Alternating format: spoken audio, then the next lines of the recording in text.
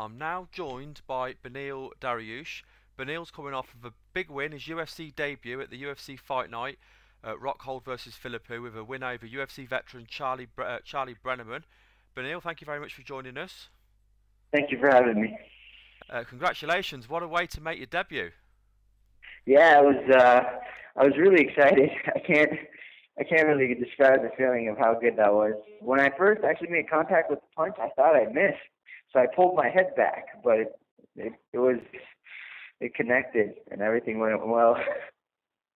Oh, I mean, it's a brilliant way to kind of make your arrival in the UFC, because of course people are going to remember the nature of the win. Let's talk a little bit about the build-up though. Of course, you were due to fight Jason High. How unsettling was it for you to have such a replaced or a change of opponent so late on? Um, I myself was a replacement. I was supposed to, Jason High was supposed to fight Amagov, the Russian, and he got hurt. So I was a replacement, I believe 25 days out, 26 days out. So, and then 12 days left, Charlie Brenneman came into the picture. And, just looking at it that way, I didn't have much time to adjust to Jason High so much as to adjust to now Charlie Brenneman. I really just focused mostly on me. One of the things that we did focus on was defending the takedowns, focusing a lot on defending the takedown and making my opponent chase me. Jason High was a southpaw and Charlie Brenneman is orthodox, so that was one of the things that I had difficulty adjusting to.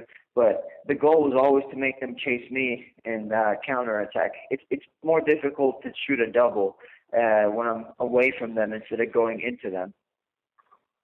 Yeah, and you could see that because you were keeping them coming onto you, but you were using your jab as well, and you were making him work for everything, weren't you? And I suppose the only advantage you kind of had with the replacement, I suppose, was they both got the wrestling base, haven't they? Where it wasn't a complete switch around. But I mean, at the end of the fight, you did say to Charlie, "Thanks for taking the fight." So were you just pleased to be able to get you an opponent in at that kind of notice?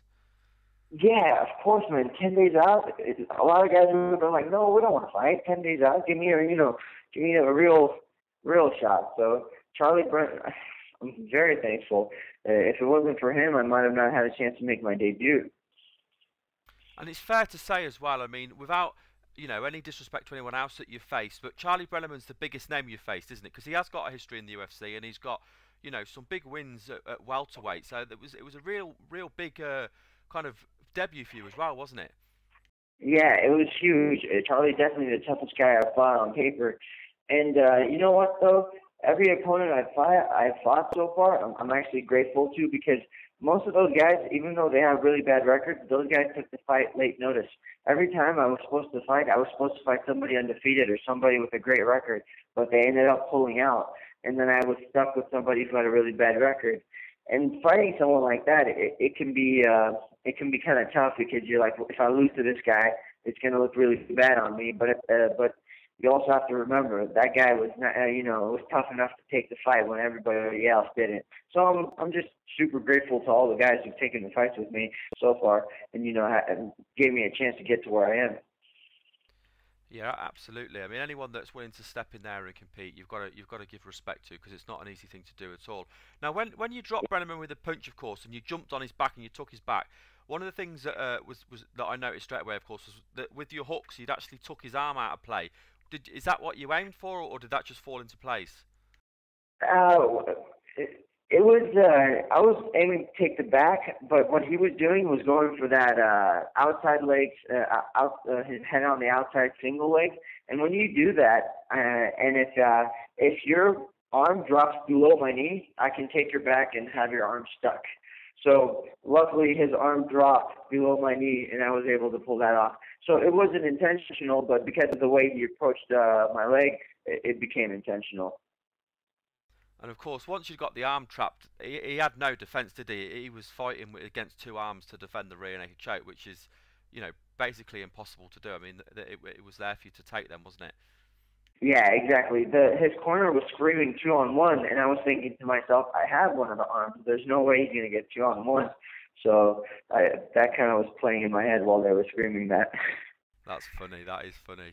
2-on-1. That is what everyone says though, 2-on-1, and it works. But of course, if you trap the arm, you know we've seen that used before at high level. If you trap the arm, then that's the game over. Now after the win, then what happens next with you? Have you signed a contract with the UFC? How many more fights have you got, and when would you like to get in there again?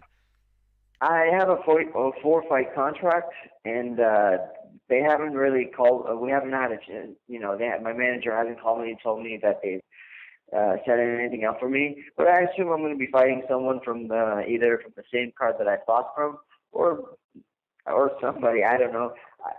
I'm not the type of guy to go out there and call anybody out, but I'm anybody. If it's top 10, I'd be grateful. If it's not top 10, I'd be grateful. I just want to be able to fight and just show what I can do. Well, I think you've certainly raised a few eyebrows, with Charlie Brenneman being as known as what he was, and you beating him the way that you beat him. So I know there's a lot of people there looking forward to seeing you get back in and fight again. Yes, the day before, after the weigh-ins, Dana White kind of sat us down and gave us this speech about, if you want to kind of put yourself on display, this is your chance. Everybody's always saying they're not getting enough airtime, or they're complaining about pay. If you find a way, if you want to get paid better, or you want to, do your job, you want to get a better salary, or you want to get more fame, just better fights. The better you fight, the more you're going to get. So that was kind of in my head, and not so much the pay for me, but the recognition. I want to be seen as a prospect as soon as possible. I want to be a contender as soon as possible, and I think finishes and fast fights are one way to do it. I absolutely agree. Now I know, of course, you don't know who you'll be facing next, of course. But ideally, when would you like to step back in? When would you like to get back in there and compete again? Personally, next month, this month, I feel great. I don't have any scratches or bumps or bruises. My camp was perfect. I don't have any injuries from the camp. I was back to training on Friday. I had my flight on Thursday, and then flew back. I was a little jet lagged, woke up, and then I started training again. So I feel great. I don't really have any worries. I would like to fight next month if possible, but I think they're going to shoot for April or May. Well, once again, congratulations. I mean, I can't wait to see you step back in again. It was such an impressive debut, and I think certainly you'll be further up the card next time as well, rather than actually opening the whole event. I think you'll be, after that performance, they'll move you up the card. So yeah, congratulations. Thank you. I don't care where they put me on the card, as long as I'm on the card. Before we let you go, then, I just want to give you a chance to do any shout-outs, friends, family, sponsors, and also let the listeners know about your Facebook and your Twitter.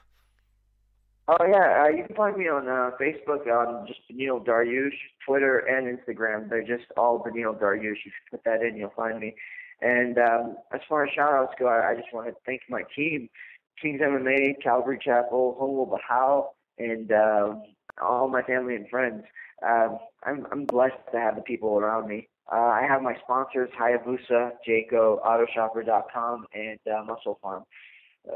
And just always, as far as, and then the glory is always to God.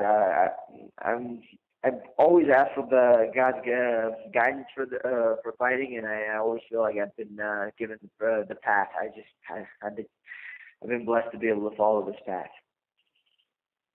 Well, we thank you very much for your time, and we look forward to seeing you back in the octagon again. Thank you, sir.